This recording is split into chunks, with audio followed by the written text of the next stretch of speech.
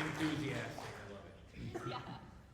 So these two gentlemen flew all the way across the country to be with you guys today over here at Gfest, the largest Kaiju Godzilla centered festival in North America.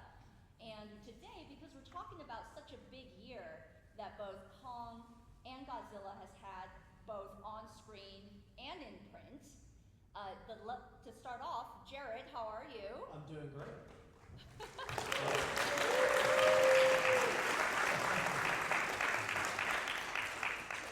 So this book in front, you are the concept designer for Godzilla Evolved, Skar King, both Mecha Godzillas, the one in Ready Player One, and the one also in the last film.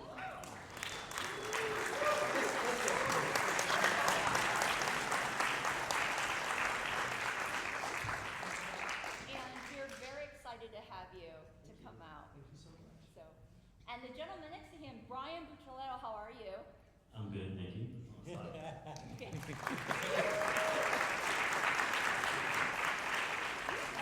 You look like you're cold. Oh, I am cold, yes. It's I just wanted to go see if I could find a hoodie, but they didn't have any zip-up hoodies that I could see just on first glance. Really? It's just pullovers? Yeah, I don't do pullovers. Yeah. Oh my goodness. Okay. Somebody has a zip-up hoodie out there. Please come on up. Brian will forever be grateful.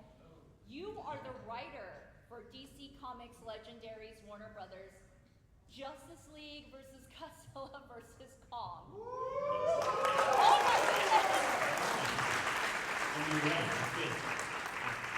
And so, Christian Duce is his artist. He's from Uruguay. He would love to have been here today, but he is not able to. But he says thank you all so much for all the love that he sees that all of you support your work and his work together. Because later we're going to talk about those memes that we see on Facebook straight off of your site. So thank you for coming out. Absolutely. So Brian, to start off with you, how did this amazing series get pitched to you? Because when it was announced, many of us were losing our minds and wondering how this was going to be. This was an epic crossover. Yeah, no, it started as a conversation between Legendary does their own line of comics. A lot of it's IP based, and I had done a bunch of stuff for Legendary. I did like a King Kong graphic novel and some other stuff, and I've also done work for DC. For those of you who are comic fans, I did like Flash and Injustice was a big one too. So anyway, an editor at DC and an editor at Legendary, they used to be in the same building in LA, and so they had a conversation, and they said, wouldn't it be cool if we did this? And so, of course, no one thought it was going to happen because a lot of licenses, you got Toho, you got Toho Japan, you got, Warner Brothers, but they were able to work out this deal, and I was just the lucky sucker they asked to do it, to be honest with you. And of course I said yes. I was like, really? Yeah, of course, yeah. Hold on, real quick. I'm gonna blow smoke up your butt real quick because look, I grew up on comics. I love my comics, and I think too. Like there are times when they do licensing things. You're a little disappointed. I mean, occasionally you get a dark horse who does a Star Wars and Alien Predator. When this was announced, I saw you were behind. I'm like, okay, let's see what this guy's doing. After the first issue, I'm like, I am in love with this book. This book made me feel like I was 9 years old reading comics again. It's just an absolute joy of a book. Thank you very much. I appreciate that. I think working on Injustice years before sort of helped me sort of get to know working with a large group of characters, and Elseworlds where you can kill people, stuff like that. Yes, which you do. It feels like a great Justice League Unlimited episode, and I say that with the great, that's my compliment. No, I appreciate it. I think the beauty for me was that there weren't a lot of guardrails in terms of which versions of the DC characters I could use, so I just kind of cherry picked all my favorite versions. So my Christopher Reeve Superman, or our new 52 Flash. So I just was able to just find the classic versions that appealed to me, and was fortunate that I think that they appealed to other people as well. You got Atom Smasher and Godzilla to throw down. That alone is worth its weight in gold. It didn't end well. For Yeah. And Jared, to jump to you, when you were given Godzilla Evolved, how did you approach that? What did you think? Because when we saw his reveal in the trailer, the internet is what it is. It is divided. You know, the other characters, they're either brand new, so we can accept them how they are, but Godzilla we've seen in a certain way. So how did you approach that? Yeah, because it was daunting at first. You know, they tell you you're going to work on Godzilla, and of course you're elated, and it's the opportunity of a lifetime. But at the same time, it's absolutely terrifying because reactions are going to be strong either way, no matter what you do. And we all love our Godzilla, and so for me it was okay, threading the needle, because I can't go too far away from the legendary Godzilla that we know and love, and yet I had to submit an update, like what is the next evolution for what Godzilla is going to look like, and so treading very carefully, and I really, as I was working on it, I'm like, man, I'm gonna have to remember what I'm thinking while I'm working on this, because 3 years from now, people are gonna be asking me, what I was thinking when I was doing it. Yeah. You know what, actually, on that note, Brian, I know not all the issues come out at once. They are together now in a hardcover, hardcover book. However, as single issues are coming out, people are reacting to it. And, Jared was saying, as I'm doing it, 3 years down the line, how are, people gonna react and reflect? I had at a moment, because the memes we're talking about is like, Godzilla wouldn't lose to Superman, Superman wouldn't, like, Atom Smasher, what is this? I don't like this, like, what is this? What is your thought process as you're going into this? Because also some of them, the issues are not all out, so they're just reacting as they're reading it. Yeah, I mean, first and foremost, I've worked on IP for a long time, so I know, and I'm one of them. I'm a nerd, I'm a geek, whatever. The most passionate fans around, right? Like we take ownership because these are the worlds we live in, and we spend a lot of our time, and we're really excited about it.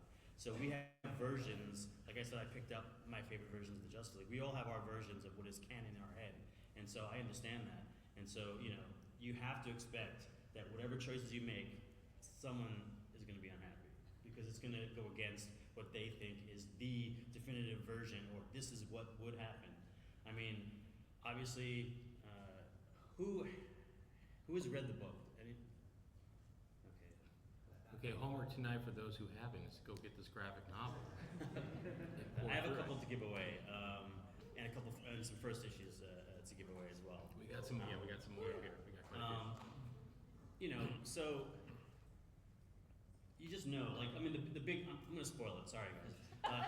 And Superman fights Godzilla. Obviously, you're gonna have the two alphas go at each other, and unfortunately for Superman, he gets taken down. I'm not gonna explain exactly how it happened because it's part of the story, but he gets, he loses, and a lot of people were unhappy with me for that choice. I was proud of you, man. I was so proud. But I love you. I had a reason. The reason was that the sort of radiation that Godzilla produces is similar to the radiation in kryptonite. So it actually was the thing that could get to him. So like I had a reason for it in my own head canon that worked for me, but a lot of people were very unhappy with me. It was a great choice. It was actually a very great choice. It shows how devastating Godzilla really is. 100%. Yeah. It's good character development, and it gives the other heroes time to really get their. You got what? It was 7 issues. 7 issues. So yeah. you got everyone else has to get their time in the sun. Yeah, I mean the challenge with Superman is always he is so powerful. I guess Godzilla it can be an issue too, but he's so powerful that like usually just add Superman and you win, unless it's magic or kryptonite. So like you have to find creative ways to challenge him, I think.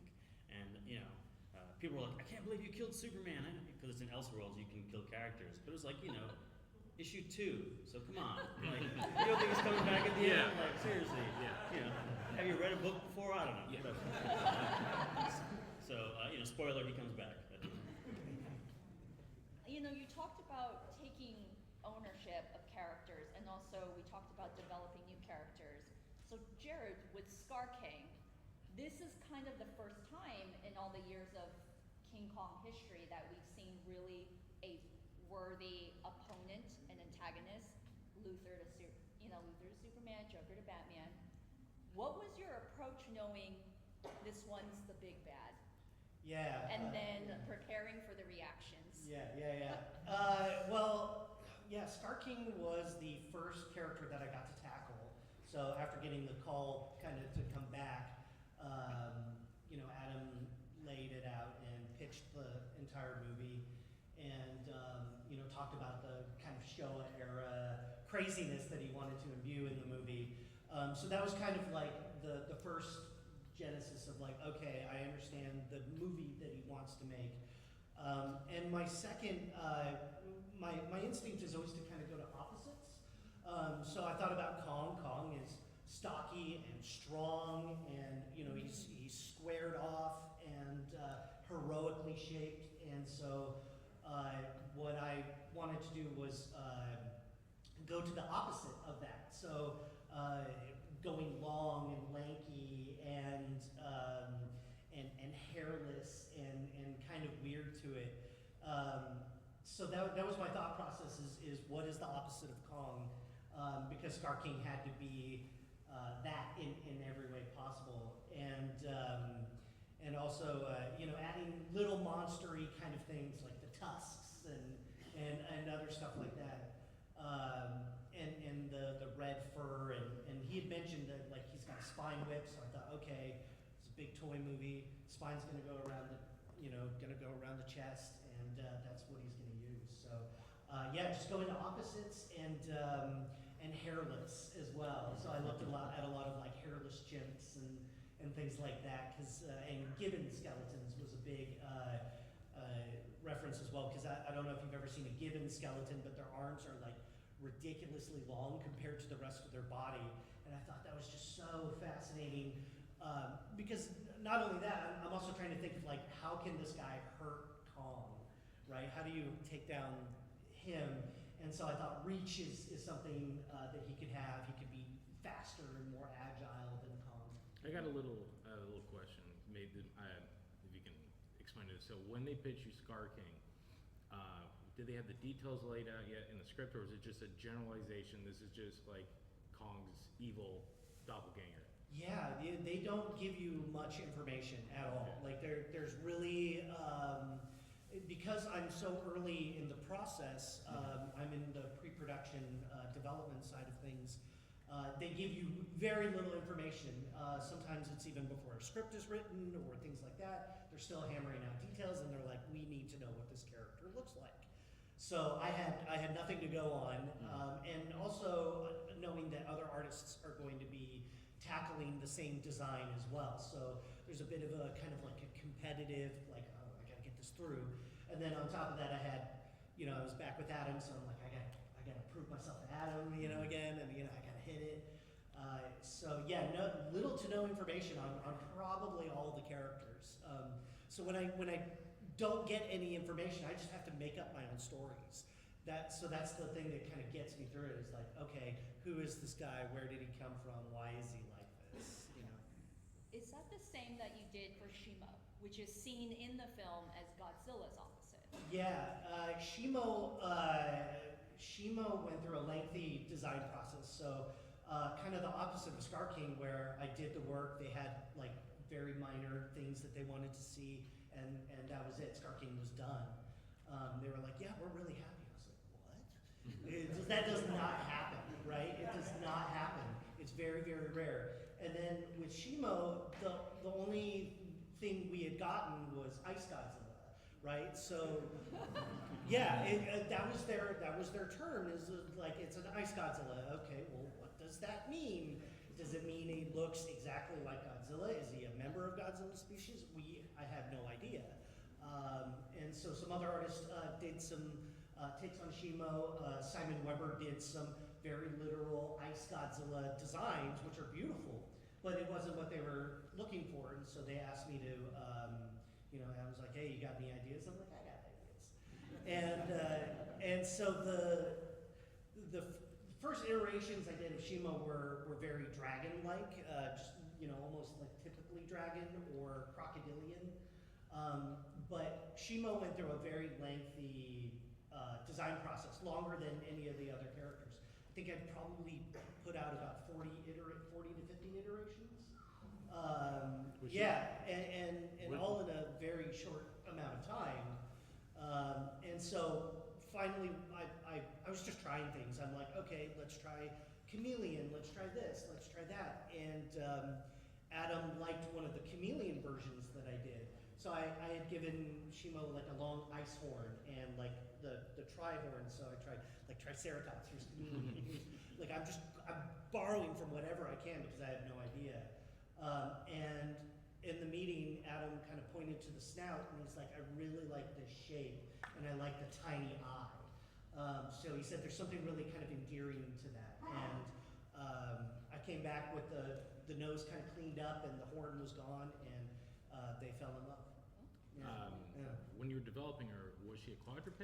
Because you said they went with another artist went with the literal Ice Godzilla, or did you throw the quadruped in there? They had mentioned that Shimo was going to be largely quadruped, but could stand up on hind legs. So kind of like a bear. Yeah, kind of like a bear. So that was also some of my influence was to take polar bear. Right, Ice Godzilla, polar bears. So I kind of took some polar bear and I took some Komodo dragon, and so just like adding all these ingredients and kind of mixing it around.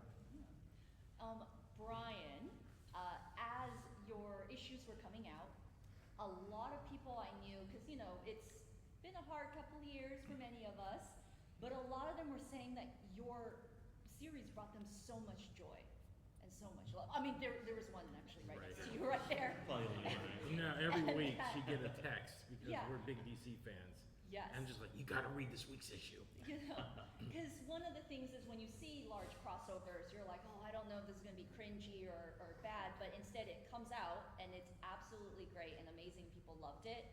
People really felt for the story. How did you put yourself into the mindset while writing it? Because this particular page makes its round around several social media sites. People love it because they're like, I love the fact that the first thing Superman does when he meets Godzilla is like, try to talk to him. It's the most Superman thing ever. Be his buddy. It's quintessential Superman. Like, I Yes. don't want to fight. Like, can we hash this out? Yeah, and people loved it for so many reasons. The fact that you understood Superman, the fact it was great storytelling, people loved it. How did you put your mindset into doing it so perfectly? Well, I mean, I don't think anyone sets out to do something perfectly, right? I think you write for yourself first, and like not to like toot my horn, but I don't hack anything I do. If I'm gonna do it, I want to give it my best because I have to look myself in the mirror and say I'm proud of the work that I did. And it's hard to make anything good. Okay, I have 2 movies that are on Paramount Plus that are 0 Rotten Tomatoes. So that I wrote that I was proud of the scripts, and but no one tries to make something bad. So all you can do is write for yourself and try to understand. Put yourself in the position of what would make me feel satisfied. So that's where I started. And then I moved to character, and for me it's like I need to find an emotional way into the story, and so the story opens with Clark asking Lois to marry him, basically, or getting interrupted while he's asking Lois to marry him. And for me, that was what the entire story was going to hinge upon, about him not being able to finish asking Lois, and the idea. I mean, so I knew Superman was going to go down, and just sort of using that as to have the other characters emotionally respond to that, because big monsters, big threat. I mean, like that's all the fun stuff with the pages and Christian's art, but you have to find something to I think give you like a human character element, and so that's what I chose. Something that you said is like big characters and like great arcs. Speaking of that, this cover everybody loves because Batman is in a giant mech suit going against Godzilla. By the way, your explanation for how he got that suit built is one of the great. Again, it's quintessential DC, and the fact that you actually sat there and gave just one note to explain, you're like, that's there's Batman. a panel. They give you a panel. It's Batman. It's the perfect Batman. Well, thank you. Yeah. I will say that Jim Lee, the artist, like you know who Jim Lee is. Jim Lee's cover, he didn't know that I was going to have a bat mech in the story. He just drew a bat mech because that must just be the thing you do when you realize that Justice League's going to fight. It's hilarious, yeah. You know, because of this cover and also several other covers, I saw people on Facebook or Instagram being like, all these variant covers, I have to collect them all. And There's a they're lot. trying to go out. You actually brought one with you today, Yeah. calling their comic book stores, trying to get them. So this, DC was kind enough, so you're talking about No, it's okay. I was gonna say, did you see more reaction from Godzilla and Kong fans trying to collect all the variant covers, or did you see mostly Justice League, DC superhero fans, or is there a? I think there's such a little bit crossover. I think there's. I mean, I think what I was most shocked about. I mean, maybe I shouldn't have been. Is that comic book fans, superhero fans, and kaiju fans. I mean, huge crossover. And then people who weren't superhero fans, they did it anyway, and I think they liked it, and maybe it opened the door for them. I don't know. But unfortunately, I only have the King Kong version, but they made these covers that roar, and so I have 10 of these to give out.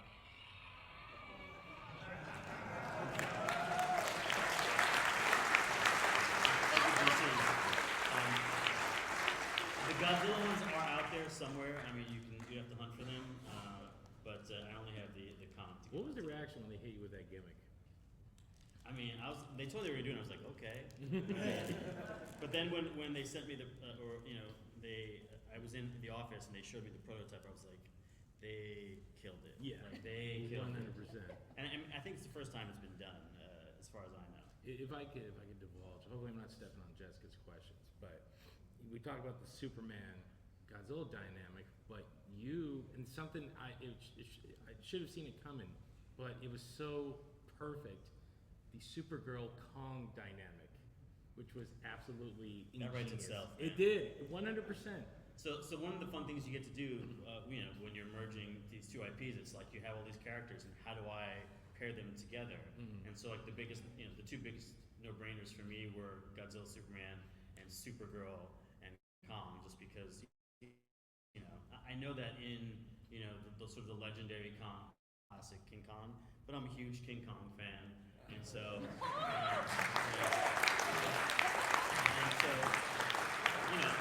I really wanted to do that. And I think one of the other things that was sort of a no-brainer was putting a Green Arrow on Skull Island. 100%. Yeah, so. 100%. That again, it was the little nuances, the fact that it's the Legion of Doom to start all this stuff, and you have Luthor trying these well, this is a predicament, but how can I make it work for me? For anyone who hasn't read it, what do you think Lex Luthor pairs? Who do you think Lex Luthor pairs up with? There you go. Okay, so can I jump in on that, Jared? Your design in his comic book. Thoughts? Oh, dude. First of all, I'm a massive DC fan, so DC is my jam. So then to see my Mechagodzilla design in DC, and he's paired with Lex Luthor, I geeked out hard, man. It was a hard geek out, and he's in the DC world now, so that's as a DC fan and also a Kaiju fan and designer, I was over the moon. It was the best. Yeah. It's Chris did a great job. Yeah, he did. He really did. I wanted to know, how surreal was it for you seeing people like Haley, who's a great cosplayer, come in your Godzilla Evolved design? It's really surreal because most of the time I'm toiling away in my little garage. I have a little garage office, and that's where I embrace it and do all the work. So yeah, there he is. See, Looks that's so our- sick. So sick. Can I interject real quick? Yep. So we weren't allowed to adjust the design at all. Wow. I wanted to put some kind of Lex flourish on it. Oh, yeah. Put like a Lex logo or something. They were like, nope. You have to Really, I would have been down for the Lex. Just saying, like for me, like yeah. But also hearing that there were no changes allowed, I also like that too. But no, it's surreal.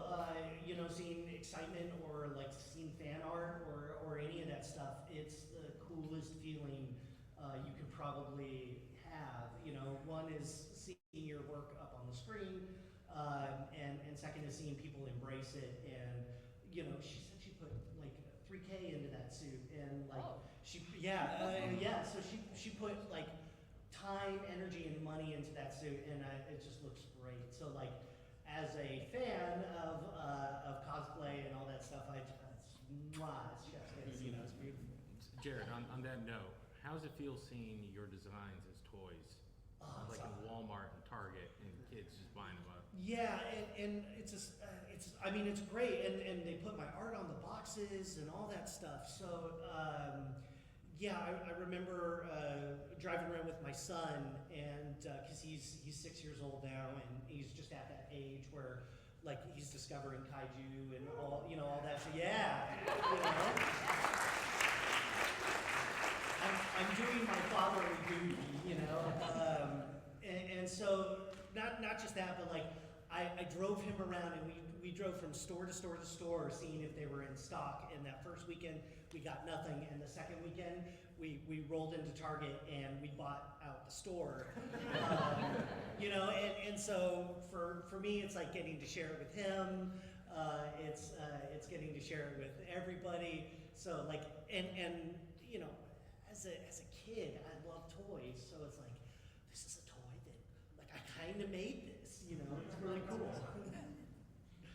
Brian, when you are making these scenes and you're writing them out, do you ever expect it to play out in real life? Because we do have a convention back at home called WonderCon. It is the little sister of San Diego Comic Con. There's a fountain in front of the convention center. There's a lot of cosplay photo meetup. I saw people recreate scenes from your book. No, never. That's never to occurred take to me. pictures of it. Like, if you were like, has that ever? You said it's never occurred to you because people love the poses. They love to recreate it. Yeah, maybe I should have thought of that, but no, not at all. You were at the panel last year at Comic Con for the announcement, right? The announcement. No, it was at New York Con. Oh, okay. It was Yeah. at New York Con. Well, actually, no, wait, no. San Diego. We were at San Diego. Oh, wait. We were at San Diego. Yeah, San Diego. It was Jim's panel. That was the big was San DC Diego. one. Yes. Yes. Because the previews kind of spoiled Right. the big thing, Right. because as everything goes, as you know. But I made sure that my butt was in that seat for that 7 p.m. panel, and it felt like I felt like Millhouse, like, when are we getting to the firework factory? Because that was the last thing Jim like built this up. He's like, we got something coming. And then they gave you a trailer for your book. Yes, the trailer was awesome. It's I think it's online. You should look for it. The Legendary folks cut together an awesome trailer for it, and I believe that the alarms went off during. Yes, second time that day too. Also, the fun fact, they played the trailer at the wrong time. Yes, they they did. played it while Tom Taylor was up there. Yep. And he was like, "What do I do now? Yeah. This is nothing to do with me." Yeah. It was a fire alarm. It was a that fire went alarm. off in the building. It's the second time because I was there the night before for the Venture Brothers movie, and someone set the fire alarm off 5 minutes before the movie would start, and I was about ready to throw it down. Like, I am not missing the Ventures. I was here for the beginning. I'll be here for the end. And someone just said, no, it's fine. That one was legit because a pretzel caught fire. Oh, is that right? Yeah, it was one of the pretzel stands. The burner went off, and they're like, "Hey, you're fine. Go sit back down." Fair enough. So I have to ask. You got to play around with, as you said, it's an Elseworlds. You can play with some stuff. So a character dies. I'm not going to spoil it, but it allows a certain Titan might as well spoil it. Okay, so he kills Guy Gardner in this book. The arguably, I think, the most hated Green Lantern of all time. But as you know, if you know your Green Lantern lore, the Ring seeks out a worthy host. Anyone want to guess who gets it?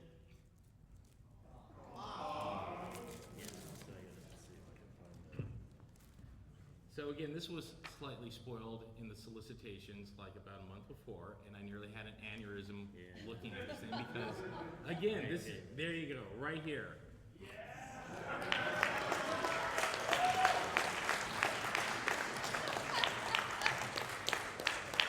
Because already in my head, there's just Kong in his own roar language reciting the oath of the Green Lantern. But it's He lives the oath, man. He lives yes, it. yes. But it was a brilliant way because, you know, even the legendary movies have had to figure out a way, like, we have Kong, he's big and strong, but every other monster shoots some sort of weapon, so how are we going to power him up? Like, the new movie gave him his Nintendo Power Glove. This man's like, I can do one better.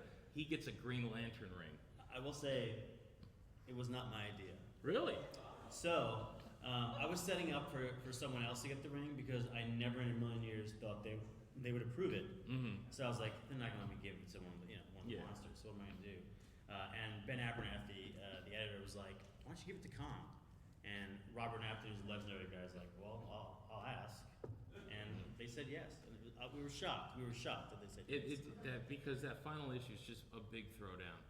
And Kong getting that ring. That when I saw that, I'm like, this book just, again, I can't praise this book enough. It builds and it builds and it builds and it gives you a wonderful payoff that is just a wonderful homage to both everything that's beautiful about DC and everything that we love about giant monster movies.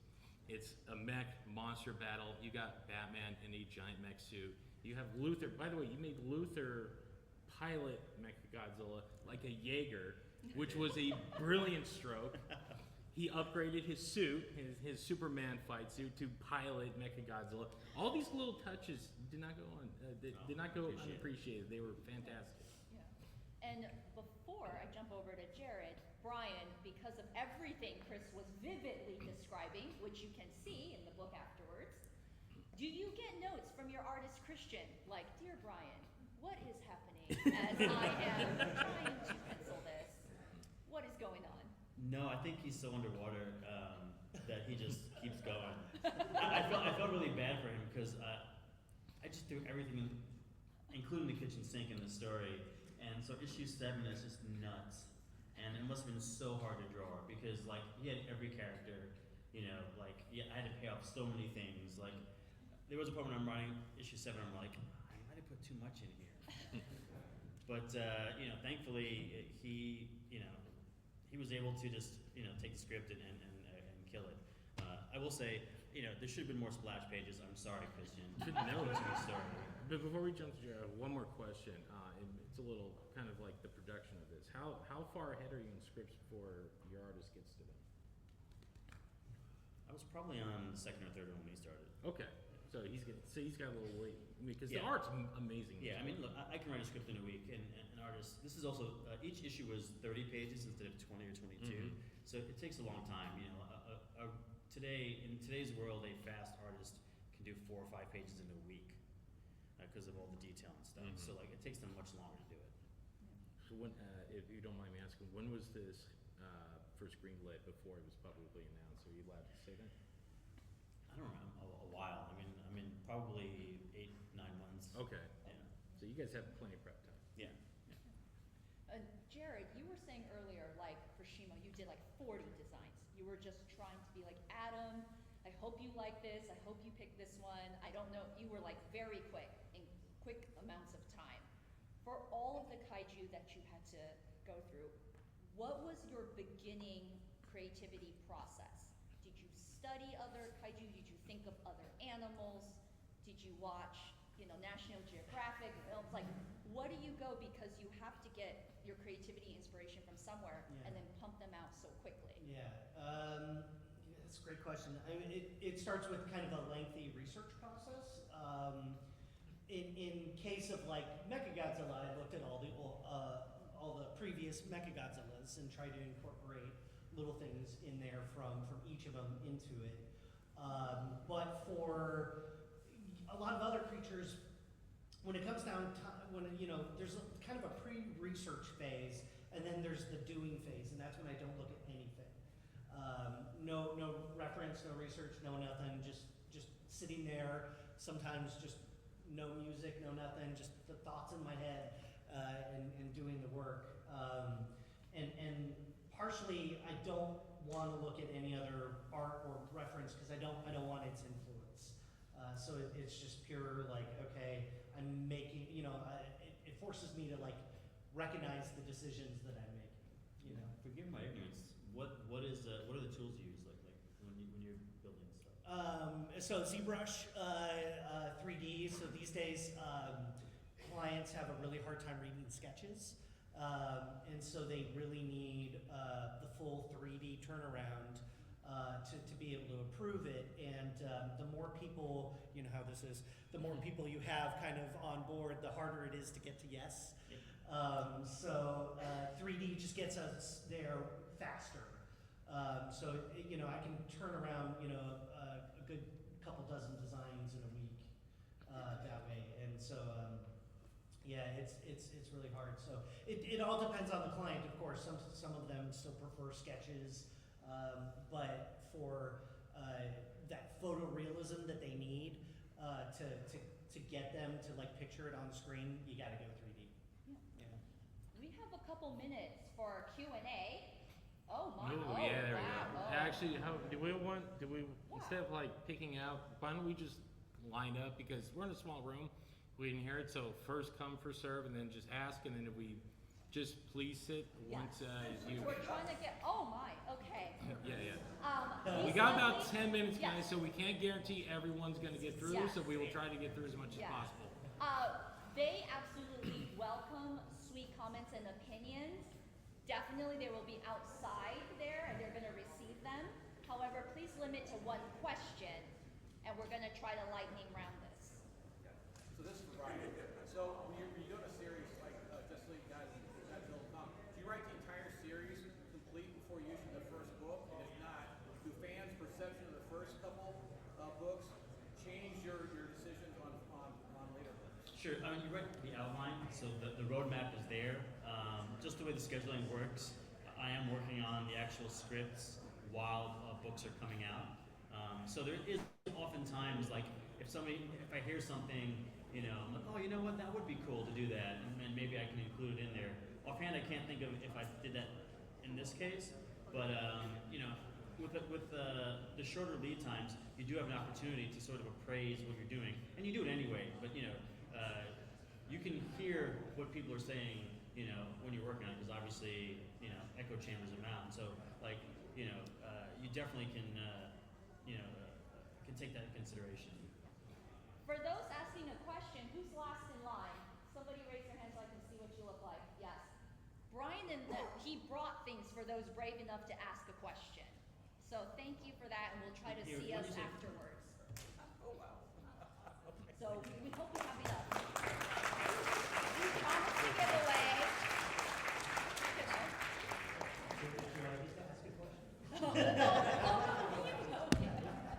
And anybody else? Jared, we got these as well. Oh yes, we have. See, those who are smart.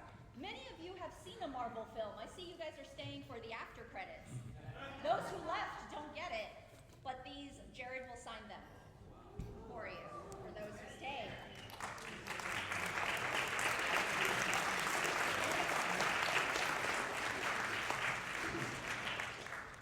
Brian, my question is about restraint as a writer. When there's so much opportunity, I imagine there are times there are things that you would find really cool, but you know that it doesn't serve the story. How do you restrain yourself as a writer? I think if you're starting from a character and sort of like a path for the character, I think it restrains itself because you want everything to service the core story and the core arc of the characters. And so even though you love all your ideas and everything's cool and fun, and wouldn't it be great if it doesn't serve what that core story is? It's got to go. Here. Thank you so much. Sure, absolutely. For Jared again, other than the L logo share what is the biggest thing you wanted to do that Legendary said no way on? I actually got most of everything I wanted through, so there was no. I think the only comments on like Godzilla, for example, was his arms can't be too long, and that was it. Yeah. At least they weren't T-Rex on. Right. Tiny. Oh, here. Earlier, you had mentioned that it wasn't the original idea to get a Congress being mentioned to expand it. Yes. What were your other ideas originally? I was gonna give it to Batwoman.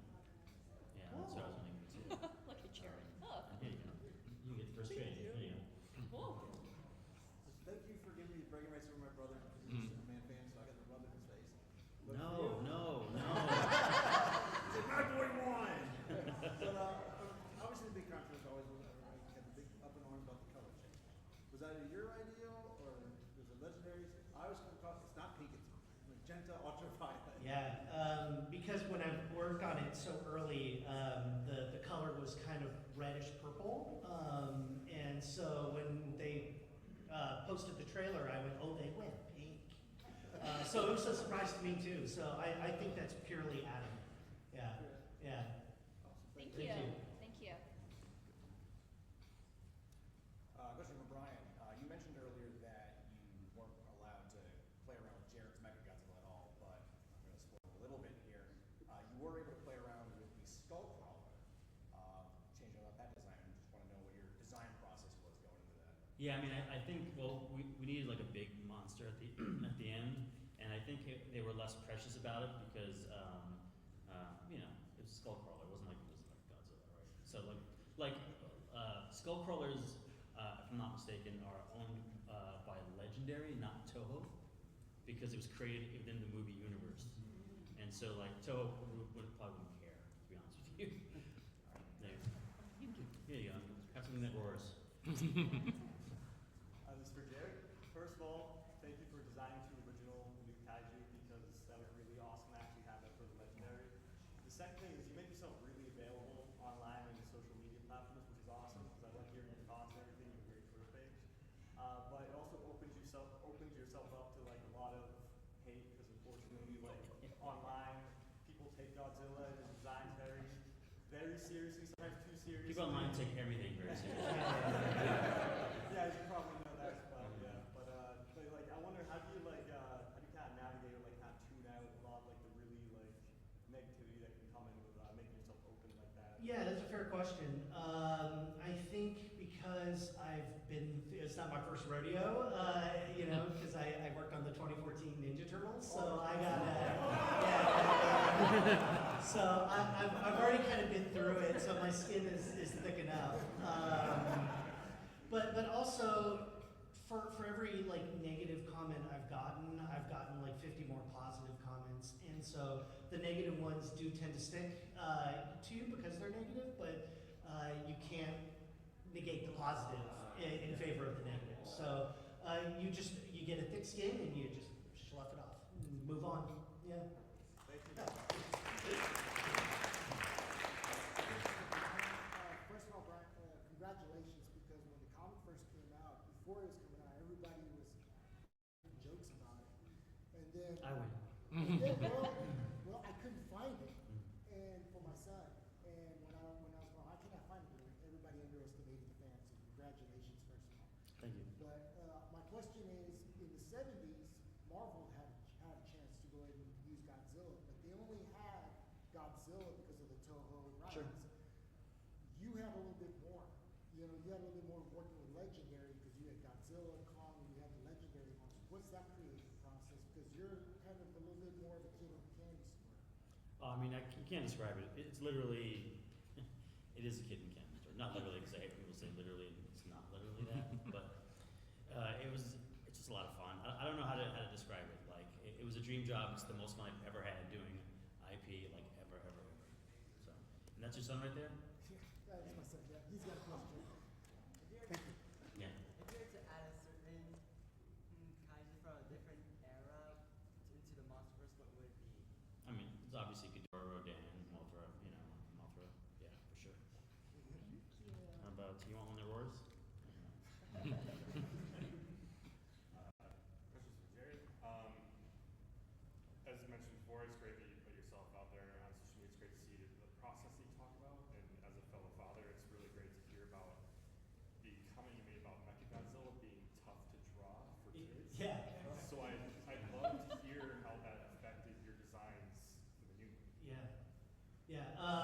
Yeah, because I kept seeing fans complain about how hard Mecha-G was to draw, and I kind of, I didn't take it personally, but like I kind of went like, oh man, people really want to draw these characters over and over again. So that did affect my process in the next one. Is like I'm going to simplify the designs and make it more drawable, you know, for fans, you know, for their sake. So that was definitely a consideration going forward. Thank you. This is for Jared. You know, you were talking about toys earlier, and seeing your designs actually come to life. Yeah. I can't imagine how awesome that must be for you. But you know, I was curious of the toys you've seen. You know, if there's a specific like favorite seeing your design come to life that you know really makes your day, or you don't have to get too negative. But or if there's any that you see where you're like, oh, that's not quite what I had.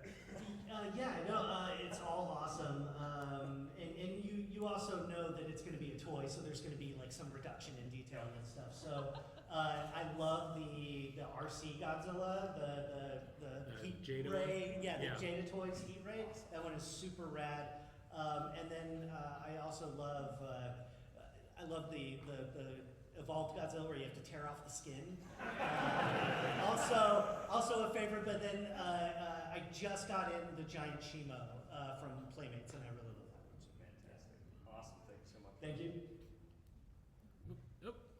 You forget your thing. He's gonna sign it out. Sign it. Hi, Jared and Brian. First off, Jared, very nice designs and love them. You're doing it. And question for Brian. Given what about this track record, what would you say the chances are that your book will get adapted into a DC animated movie, and how much creativity and how much focus would you put into would you have on the film? Yeah, I mean, I have no idea in terms of like the reality of it. Oftentimes I tell Robert like, they need to make this into an animated movie, and I want to write it. So I have put it out in the universe. I have nothing nothing definitive. I don't know if they would give me a shot. I mean, I have written some stuff in film and television, so they should give me a shot to write it. But who knows? I mean, I'll be happy if it comes out regardless, but I'll be more happy if I get to write it. I want a nice Phil Barossa designed animated movie. Yeah, for sure. Yeah. First off, wonderful to meet the both of you guys. Both of you guys coming out, it's awesome. This is my first Gfest, so seeing so many key members of like the Godzilla, Monsterverse, or just any part of that is awesome to see. My question for you, you had mentioned for Shimo there was a lengthy process, and Skar King there was sort of a shorter process.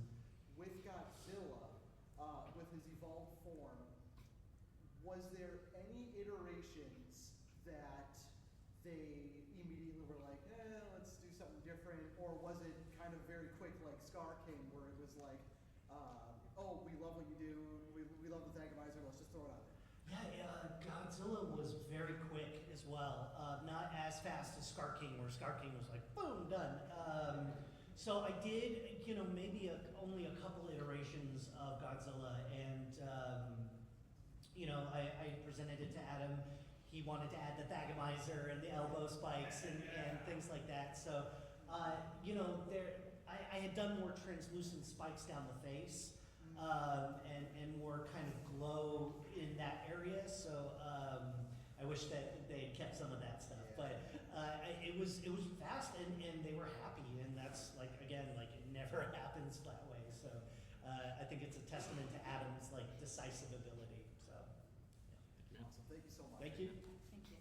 Hey, so Brian, so inside of your comic book, so I happen to have some confusion over this because it was cool, like whenever Kong became Green Lantern was cool, but he formed the axe. But what I happen to notice is in Godzilla vs. Kong, he finds the axe in Hollow Earth. We all know that. But like, he happened to reside on Skull Island during this period, which he wasn't in Hollow Earth yet. So there's some sort of confusion to me, like he thought of the axe whenever he didn't see it. In my headcanon, it takes place after Godzilla vs. Kong. But also, I will say, there's a word Elseworlds, right? So that, you know, I was able to create whatever I wanted. So it's not canon to the movies. It's not canon to the main Prime universe. So it's its own thing. Oh, here, There you come on. go. Thank you. Oh, don't forget. All right. Yeah, for I'm sure. sure these gentlemen are open for questions outside. I don't know if there's another panel coming right after this because we're running a couple minutes late. But where can we find and support all of your work for both of you guys online? I mean, other than in the comic book store, Barnes and Noble. I'm on Twitter. I'm on or X, whatever. Instagram, those sorts of things. And usually at cons. But yeah. I think we can squeeze in two more. I think we can squeeze in two more Two more? questions. Yeah, two more questions. Okay. I just wanted to say it's kind of an honor to meet you guys. You know, Monsters is one of my favorite movies, and the fact that you guys help continue on the legacy of bringing, you know, the Monsterverse, which is to me is a labor of love from Godzilla fans by Godzilla fans, by Kaiju fans in general, and meeting some of the artists behind some of the designs is it's awesome. But I had a question for Jared because I've actually seen your work on ArtStation. What's the right way to phrase this? So, how was it feeling getting to design Mechagodzilla, who is basically one of Godzilla's most prominent foes? And the fact is, you look at the design from the original Mechagodzilla all the way up to say Kiryu. Was that? Did you feel like you were kind of standing on the shoulders of giants? You're like, how do I? Because you know, people love Kiryu, people love Mechagodzilla, and your Mechagodzilla. When I looked at your ArtStation, I noticed that originally he very much had shorter arms, matching Godzilla. But then when you, then I noticed that you gave him a much larger wingspan.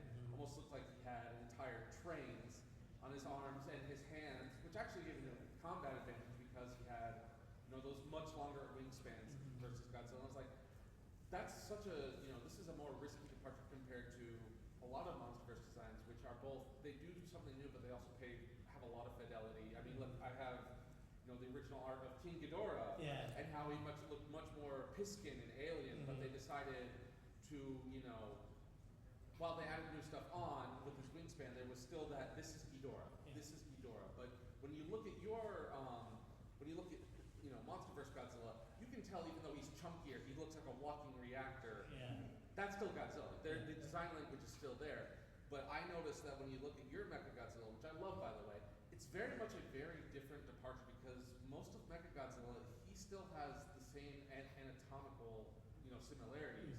And you see that with your Mechagodzilla, but it's the arms and the looking like that he is a literal train. How did that, I guess my question is, did you feel pressures like, how do I compare it to something like Kiryu and Mechagodzilla? How do I make, you know, my own iteration of Mechagodzilla that is like, people go, yeah, that's Mechagodzilla, but it's also like, this is my iteration to this mythology of the character. Great question. I had designed Mechagodzilla once for Ready Player One, and so immediately, you know. So two Mechagodzillas, right? Both Western Mechagodzillas were designed by me. One looks more like the traditional. So Ready Player One was a very traditional Mechagodzilla, and Mecha-G for GVK. Again, I go to opposites. So they didn't want him to have the same silhouette. Right. They wanted a very different silhouette because you know he's going to be covered in smoke and dust and all this stuff. So their reads had to be very different. So and that was one of their notes. And so I had to. I knew I just had to do something different, you know, than Ready Player One. Give him Popeye arms. And you know, like things that I pitched, like the claw hands and stuff like that. So you know I think you know they made a bold choice, and you know a lot of our artists did takes on Mecha-G that were even more different than ones that I did, but they all looked very much like a robot Godzilla.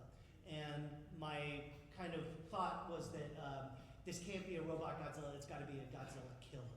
You know, it has to. Looks like a first generation. Yeah. It's bold, it's not Amen. sleek. It's a. We gotta get around. Thank you. We got We have this little patient girl. We're gonna end with We're you. gonna end with However, her. time doesn't fly.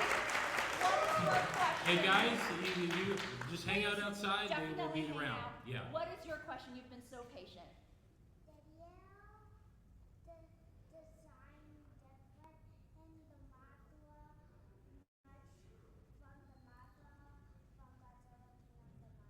That's a good question. I did get to do some Mothra designs. I'm not allowed to post them.